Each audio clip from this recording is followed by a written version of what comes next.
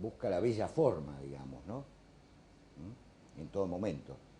Jamás fue amigo de la disociación, del conflicto, del enfrentamiento. Por más que, si uno ve los hechos de esos años, hubo muchos enfrentamientos. Pero no era de ninguna manera el proyecto político de Perón, que es este otro.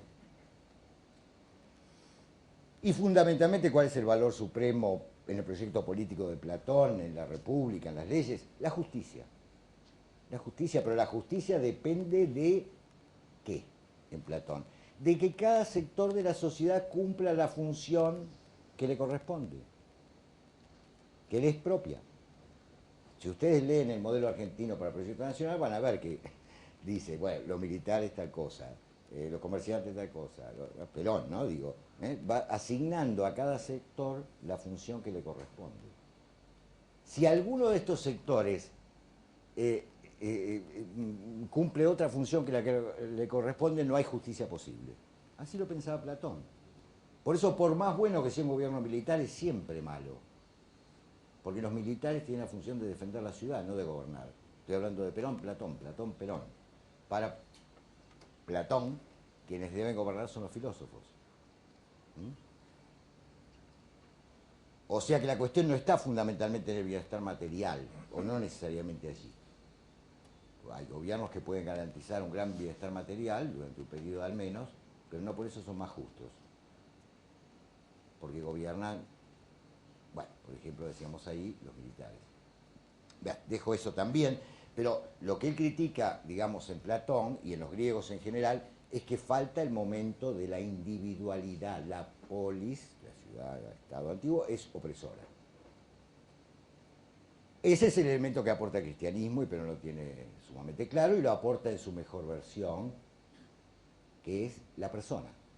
El centro del pensamiento peronista es la persona, no el ciudadano, la persona. Por cierto, la persona es también ciudadano y es muchas cosas más.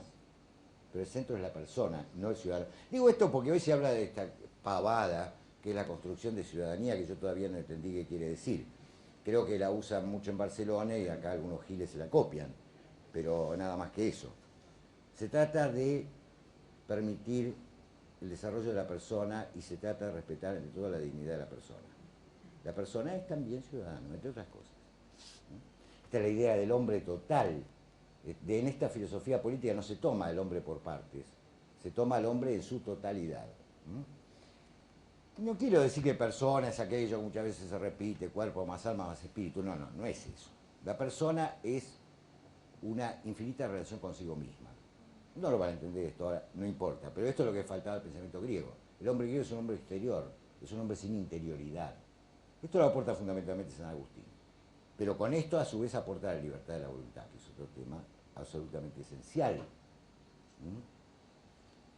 Dejo eso ahí. Justamente Perón ve, sin oponerse a la modernidad, pero que en la modernidad europea y a partir de Descartes se pierde la dimensión vertical. Así lo dice él en la comunidad organizada. Los valores espirituales se desplazan a los materiales. Con esto él empieza a explicar lo que es la tesis central del libro, este desfasaje entre el desarrollo tecnológico, material en general, y el desarrollo espiritual y ético. Y ahí toma mucho a Hobbes. ¿Pero por qué toma mucho a Tomás Hobbes, el gran teórico del Estado moderno, digamos? Porque en Hobbes se ve con toda claridad qué pasa con este individuo moderno, egoísta, anárquico, ¿verdad? Que para poder de alguna manera convivir con los otros individuos igualmente egoístas y anárquicos, necesita de un Estado absoluto y oprimente.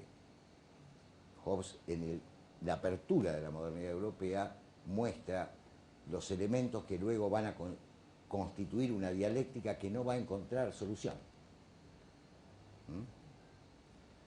O liberalismo, o fascismo, es decir, o liberalismo, o marxismo, exageración del individuo, exageración del papel del Estado. ¿No? Cae el Estado, entonces neoliberalismo, otra vez exageración del papel del individuo, egoísta y anárquico, pero entonces tiene que finalmente intervenir el Estado de cualquier manera porque se va todo al carajo. Es eso lo que Perón ve con toda claridad, no porque simplemente elija un término medio así porque era un, qué sé yo, un mediocre, sino porque justamente la verdad está en el medio, ni todo al individuo ni todo al Estado, digamos. Pero eso hace tan difícil implementar el proyecto de la comunidad organizada porque depende fundamentalmente de la conducción. Ese es el punto débil de la doctrina justicialista. Porque esto depende fundamentalmente de la conducción, no es, vuelvo a decir, no es una ideología a aplicar, es una cosa de todos los días de mantener ese equilibrio, esa proporción, esa armonía, ese orden, etc.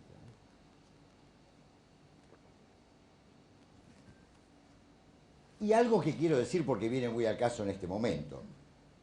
Perón considera en la comunidad organizada la lucha de clases como la expresión extrema de la disociación social y del egoísmo.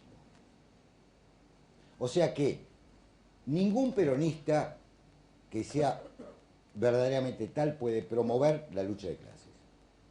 Quiero que esto quede bien claro, porque hace muy a nuestra actualidad. Fíjense, el egoísmo de clase no es menos egoísta que el egoísmo individualista. Es un egoísmo individualista que reemplaza el yo por un nosotros, pero sigue siendo egoísmo. Sigue siendo imposibilidad de vislumbrar la totalidad. Y la comunidad es una totalidad. Hay comunidad cuando hay totalidad. Si no, no hay comunidad. Hay una sociedad donde se enfrentan los unos con los otros permanentemente. Disociada. Los griegos, esto también es clásico, sabían que lo más grave que le podía pasar a una comunidad era la disociación. Está en todos los textos de Platón ahí para verlo, ¿no? ¿Y qué otro punto, y ya termino con este repaso, qué otro punto, para ir a lo de la producción, qué otro punto destaca en la comunidad organizada Perón? Kant. ¿Qué otro punto? ¿Qué otro pensador? Kant, siglo XVIII. ¿Pero qué de Kant? La filosofía práctica de Kant, no la filosofía teórica. ¿Y qué de Kant? La ley kantiana.